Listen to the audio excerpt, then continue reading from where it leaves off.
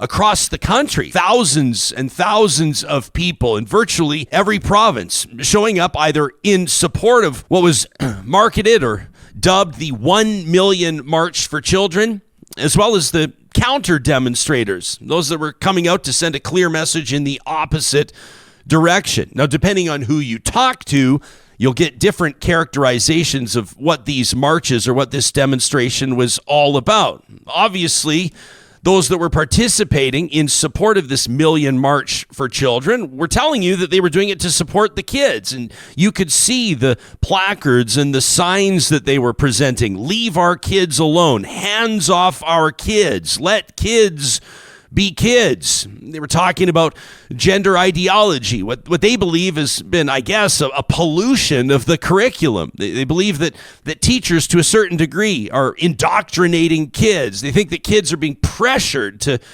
become trans, to become gay, to alter their pronouns or alter how they understand their own bodies or themselves. Now, you'll get fair criticism from people that showed up yesterday in good faith, people that show up because they care about their kids, and they'll say, how dare you as a commentator, or how dare you as a talk show host start talking about what we believe or we think. There's thousands of us, tens of thousands of us coming from diverse backgrounds, diverse perspectives, gathering under one umbrella, and that is support and love for kids. And I bet you for some of the people, maybe even a lot of the people that participated in this event yesterday, that would be true.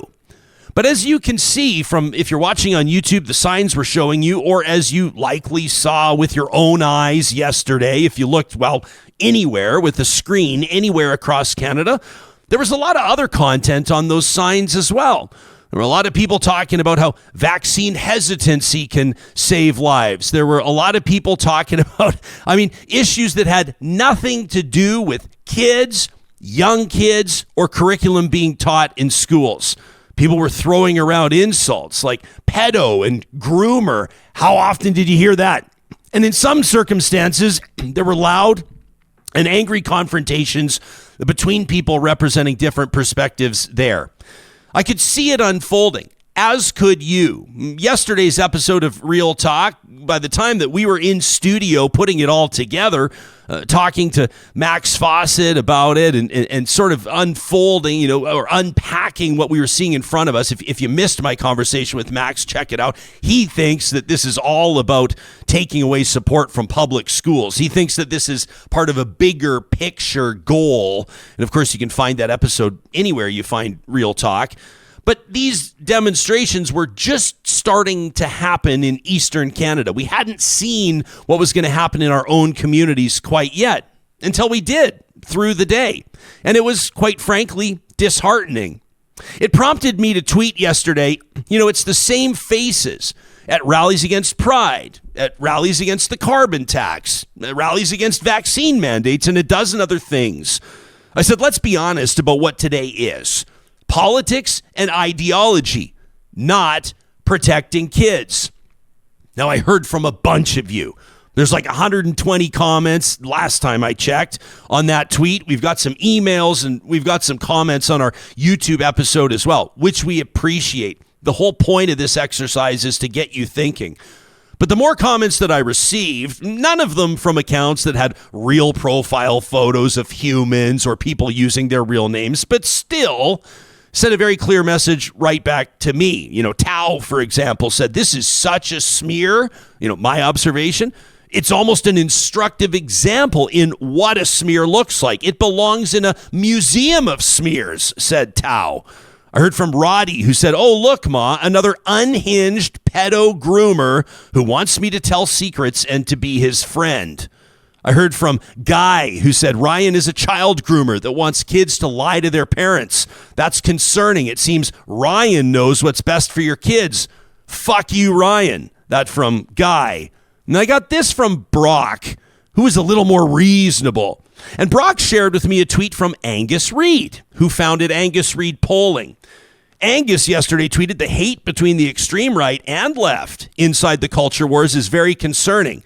He said, my polling shows that most parents aren't anti-LGBTQ, but want more say over the content placed in front of their kids, and they want to know if their child is switching ID. I think Angus was probably running out of characters on his tweet, and what he's referencing, of course, is if kids are asking their school administrators to adjust their pronouns, if they want to make a change. That's what this is all about, the legislation in New Brunswick and Saskatchewan, right? So I shared with Brock my conversation just last week with Shachi Curl, who's the president of Angus Reid Polling, to let him know that that was on our radar, that we had discussed that with open minds. As a matter of fact, some of you really didn't like that we were open to listening to what polled Canadians had to say. And Brock fired back at me and said, well, then why say this, Ryan? And he referenced my tweet from yesterday about the same faces at rallies against Pride, the carbon tax, vaccine mandates, and a dozen other things. I didn't respond to Brock on Twitter because my every intent was obviously to gather with you here today and respond publicly. And that is that I think that there is an enormous difference. I think that there is a Grand Canyon-sized chasm between trying to have reasonable, open-minded, objective conversations with people that may see things differently and what happened yesterday. I do believe that there are parents that probably participated yesterday because they care deeply about their kids. I bet you there were thousands of parents that showed up yesterday because they would do anything for their kids. I bet you that there was a significant number of people that showed up because they don't honestly quite understand what's going on in schools, but they've been told that there's an objective, that there's an agenda, and they're there to push back. But they're maybe not fully informed about what this is all about.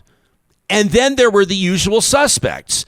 And this, to me, is my message to Brock and everybody else that would wonder, why on earth could you be curious and open-minded last week about what parents across the country had to say about their right to know what's happening in schools and their right to be informed about what's happening with their own children?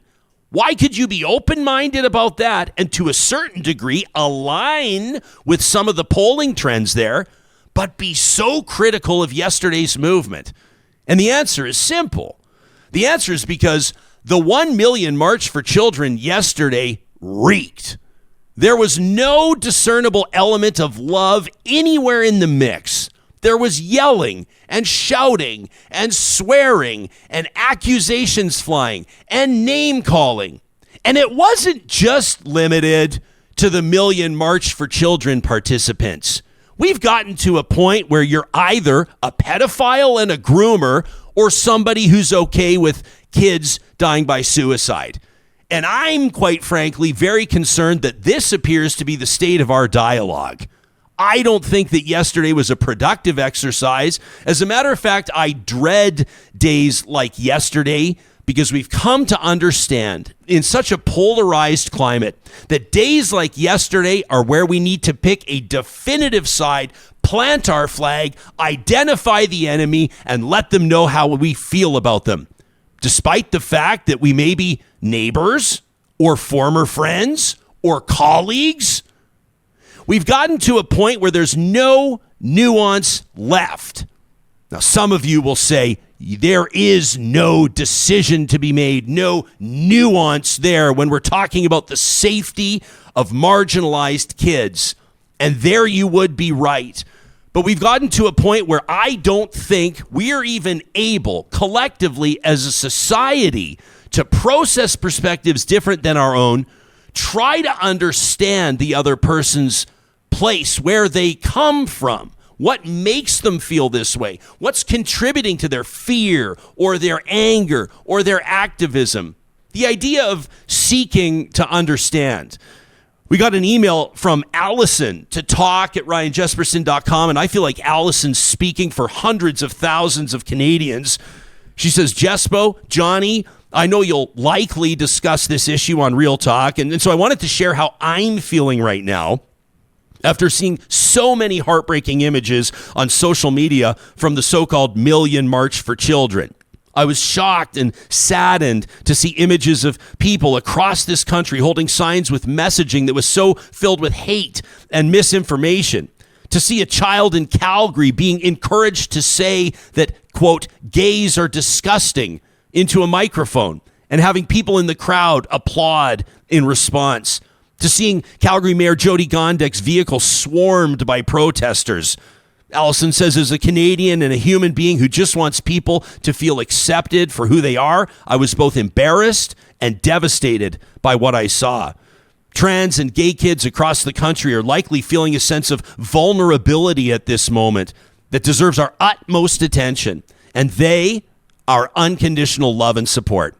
As heavy as I feel about all this, I want to applaud those who stood up to the hate, to the counter-protesters, politicians, parents, leaders, and kids who stood up with and for the LGBTQ2S plus community. Thank you, says Allison. We truly need more kindness, understanding, and acceptance in the world. Kindness, understanding, and acceptance. That from Allison. I take it as an assignment in how we communicate here on the show, in the content that we choose to tackle and how we process and then present it. But more generally speaking, when we're all talking about fighting to save the kids, fighting for the kids, can we try to keep our focus on the kids? There were so many contributing factors and so much outside noise yesterday that it started to remind me of that yellow vest protest a few years back. You remember that? Where some people in earnest were feeling very, very stressed about the state of the economy, about the state of their personal well-being, financially, socially, and otherwise. And some people, in good faith, participated in a movement that they believed would catch the attention of federal politicians because it had worked in other places around the world. But that movement quickly became hijacked, don't you remember? With people criticizing or fighting or rallying against the United Nations and the World Economic Forum and climate change and carbon taxes and the Sharia law debate that was starting to happen in Eastern Canada and was making its way west. The focus of the participants was hijacked and stolen. And soon that movement became so far different or so dramatically different than what some of the original participants had intended it to be. I don't doubt that thousands of people that showed up yesterday, either to participate in that march or to counter-demonstrate it against it, were doing it because in their hearts they truly believe that what they're doing is right. They truly believe that they're doing it for the kids. But in the nastiest sense, that name-calling we saw yesterday, suggesting that there's an army of pedophile groomers masquerading as teachers, has gotten us to the point where it can't be taken seriously, although it's also deadly serious. We want to know how you feel about it, how it landed with you. Are you like Allison? Were you left with a heavy heart? I know I felt that way last night. I felt that way, quite frankly, through the day as we saw it unfolding, wondering if there would be any encouraging developments. Maybe there were on a personal level. Maybe some people felt encouraged at the end of the day by seeing the number of counter-protesters show up to encourage young kids that were watching what was happening around them and feeling that inner sense of terror, feeling like they were less and less and less able to truly be themselves.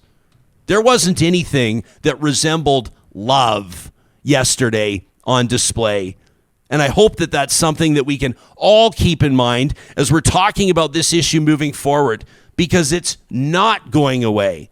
This is something that demands our attention and something that we need to continue to take a stand on. And that is this, that we will continue to, as Allison assigned us, approach these issues, especially ones involving our kids, with kindness, understanding, and acceptance.